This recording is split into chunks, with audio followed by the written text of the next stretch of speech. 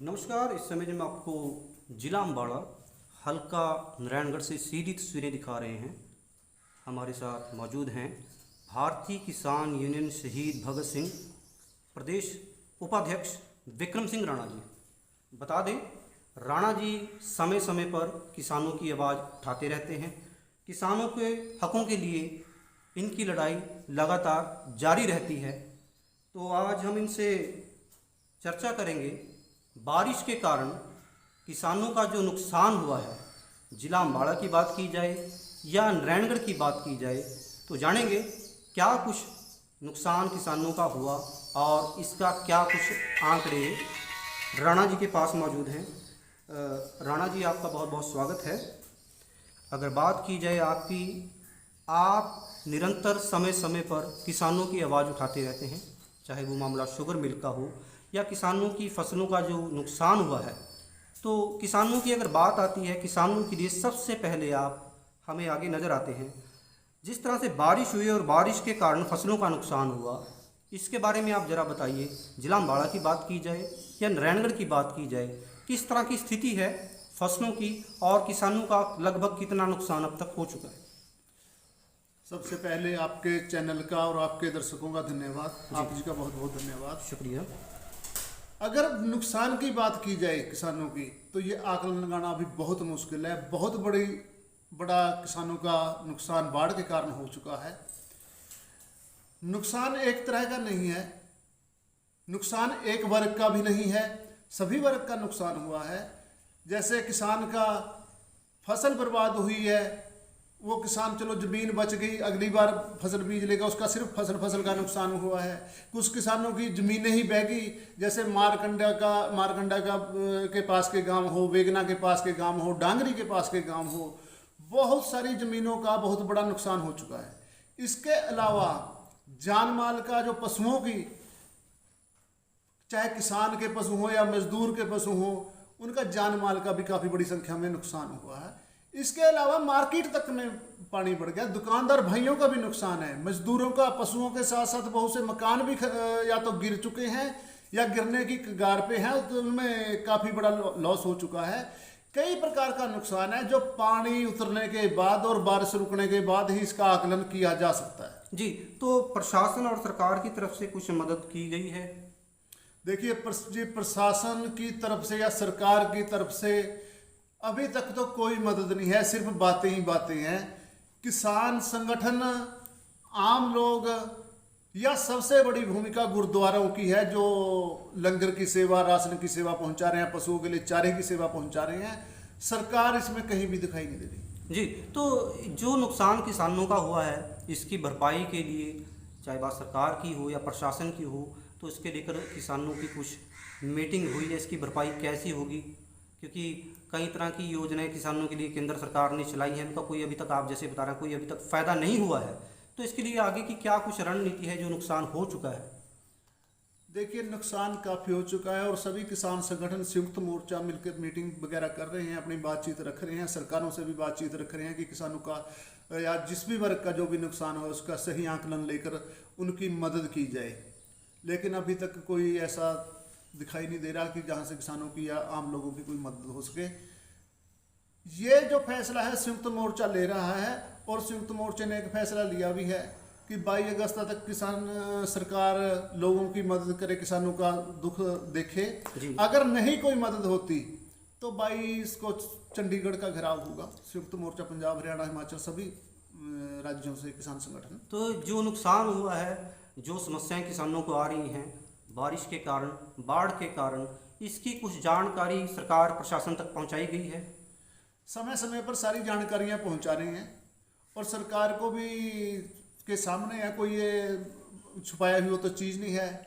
जैसे सभी नदियां उफान पे थी और जो नुकसान हुआ है सरकार सभी जानती है, ये कोई उसकी बात नहीं है। और हम भी अधिकारियों से बातचीत कर रहे हैं समय समय पर। आज भी हमारी मीटिंग एसडीएम मैडम जी से, नारायणगढ़ से हुई थी, उससे भी बातचीत की है कि नुकसान बहुत हो चुका है, किसानों को सहारा दिया जाए ताकि किसान दोबारा खड़ा होकर अपने काम पे जुट सके। जी, राणा जी, अगर बात की जाए, जब भी बारिश का मौसम होता है, बाढ़ की स्थिति बनती है, तो आम जनता का तो नुकसान होता ही होता है, लेकिन किसानों की फसलें बर्बाद हो जाती हैं। और भी पशुओं को, जो आपने बताया, पशुओं का नुकसान होता है, लोगों की जान माल का नुकसान होता है। हर साल ये समस्या देश के सामने होती है। तो इसके समाधान के लिए सरकारों द्वारा क्या कुछ कदम उठाए जाने चाहिए जिससे नुकसान कम से कम हो? कम से कम सरकारें भी जानती हैं कि कैसे नुकसान कम किया जा सकता है। नदियाँ नालों की समय पे सफाई हो, उनके तटबंधों को मजबूत किया जाए। और बरसात के पहले तो सरकार का ये जिम्मेवारी बनती है कि जो नदियाँ हैं, बड़ी नदियाँ, उनके तटबंधों को मजबूत किया जाए और नालों की सफाई की जाए। लेकिन ऐसा नहीं होता है। उल्टा जो ये नुकसान हुआ, इसमें सरकार का और खनन माफियाओं का बहुत बड़ा रोल है जी। जो नदियों के वेगना के मारकंडे के जो तटबंध रुके हैं, जो एक तो कुदरती बारिश है, इसको तो रोका नहीं जा सकता। लेकिन अगर समय पे सरकार ने काम किए होते और खनन माफिया पे जिन्होंने तटबंध कमजोर किए हैं उन पे नकेल कसी होती तो शायद इतना बड़ा नुकसान ना होता। जी, खनन माफिया का आपने जैसे जिक्र किया, इसकी आपके पास एक अहम जिम्मेवारी है भारतीय किसान यूनियन से। तो जो खनन माफिया का आपने जिक्र किया है, इसकी जानकारी प्रशासन के पास कुछ आपके द्वारा भी पहुंचाई गई? जी हाँ, मैंने भी समय पे बरसात से पहले जितनी हमारे पास जानकारी थी या जो भी खनन माफिया काम कर रहे थे उनकी जानकारी अधिकारियों को दी, लेकिन कोई कार्रवाई नहीं हुई। जी, तो ये हालात हर साल हमें देखने को मिलते हैं। जब भी बाढ़ की स्थिति बढ़ती है, बारिश का मौसम होता है, किसानों का, आम जनता का नुकसान होता है। केंद्र सरकार द्वारा किसान बीमा जो किया गया है, इसका लाभ कुछ किसानों को मिला या नहीं मिला? देखिए, किसानों की पिछले साल भी एक तो जीरी की फसल पूरी तरह बर्बाद हो चुकी थी। उसके अलावा सूरजमुखी के घटिया बीज मिलने के कारण फसल बर्बाद हो चुकी थी। उसके अलावा गेहूं की फसल भी पिछले साल, इस साल तो ठीक रही, उससे पिछले साल बर्बाद ही थी।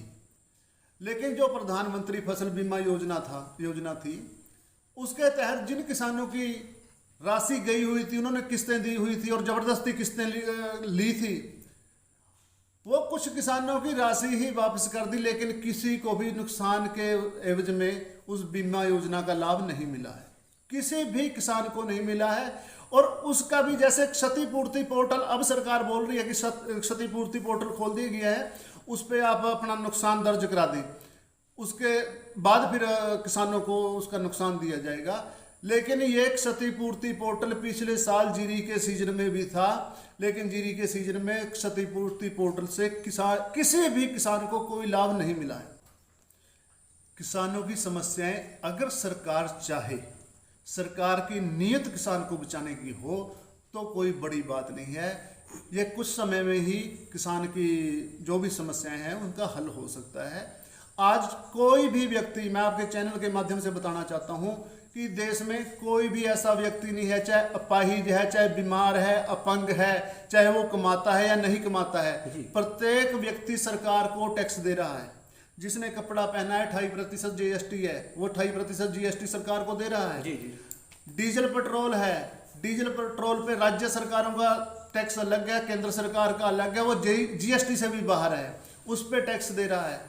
मरने से बाद भी, जन्म लेने से पहले भी, जब बच्चा माँ के पेट में पड़ रहा होता है, जब भी टैक्स दे, जो माता दवाई खाती है जब भी टैक्स दे रहा होता है। जब इंसान मर जाता है, जो कफन, जो उस पर अन्य सामग्री खर्चा होती है, उस पर भी टैक्स है। अगर उसके बाद भी सरकार अपने देशवासियों को, अपने किसानों को मुश्किल समय में राहत ना दे सके, तो ये बहुत दुर्भाग्य है कि सरकार किसानों की समस्या का हल चाहती ही नहीं है। मैं आपको एक और बात बताना चाहता हूं, सरकार की नजर सिर्फ किसानों की जमीनों पे है कि कैसे ये जमीनें छीनकर कारपोरेट घरानों को दी जाए। जो सरकार सड़कें बना रही हैं, बारिशें पहले भी होती हैं, इससे भारी बारिशें भी हुई हैं, लेकिन जो इतना बड़े स्तर पर नुकसान हुआ है सरकार की गलत नीतियों के कारण हुआ है। जो सड़कें बना रहे हैं नई, ऊंची उठाकर 8-8, 10-10 फुट या इससे भी ज्यादा ऊंची सड़कें ऊंची उठाकर बना रहे हैं जी, उसमें पानी की निकासी सही नहीं दी गई है या दी ही नहीं गई है, ये भी कह सकते हैं। अब जो हमारे क्षेत्र में सड़क बन रही है उसमें ने भी काफी बाधा पहुंचाई है पानी की क्रॉस होने में। पानी ने अलग अलग राह चुन दिए हैं क्योंकि पानी को रास्ता नहीं मिल रहा था। इसके अलावा हमारे जटवाड़ गांव में, जटवाड़ के आसपास के गांवों में, जटवाड़ में बहुत सैकड़ों किलो का नुकसान हो चुका है। भूमि भी बह गई है उनके किसानों की। वहां पे एक फैक्ट्री है बहुत बड़ी, बेग इसके नदी के डांगरी के किनारे पे है। वहां पे उसने बहुत बड़ा खड्डा खोद के डांगरी नदी के किनारे पे अपने फैक्ट्री की वेस्टेज पानी निकाला हुआ है। उस वेस्टेज पानी से पानी में सलाब आने के कारण वो तटबंध टूटा है और उन लोगों का नुकसान हुआ है। वहाँ के बड़े बड़े बुजुर्गों का, जो 60-70 साल के बुजुर्ग हैं, उनका कहना है कि हमने अपने जीवन में कभी भी यहाँ पे पानी नहीं देखा है जी। आज हमने यही बात एसडीएम मैडम जी से भी कही थी कि मुख्य कारण ये है, इस कारण फैक्ट्री के कारण वहाँ पे नुकसान हुआ है।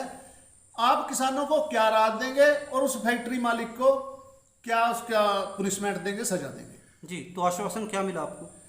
देखो, प्रशासन की तरफ से, अधिकारियों की तरफ से आश्वासन दिया गया है कि हम कार्रवाई करेंगे, देखते हैं जो भी होता है आगे। जी, जितनी समस्याएं आपने बताई हैं किसानों की, इसको लेकर भारतीय किसान यूनियन की मीटिंग लगातार आप करते हैं, तो आप इन समस्याओं को कम करने के लिए जो आपकी मोर्चा है, इसके लिए भी कुछ राय मशवरा, कुछ प्लानिंग की जाती है? देखो, ये संयुक्त मोर्चे का मसला है। संयुक्त मोर्चा निरंतर मीटिंग कर रहा है और फैसले भी ले रही है। हम आशा करते हैं और सरकार से विनती करते हैं कि जल्द ही किसानों की सुध ली जाए, वरना किसानों के पास सड़क पे आने के सिवाय और कोई रास्ता बचता नहीं है। जी, बहुत बहुत धन्यवाद राणा जी, आपने समय दिया।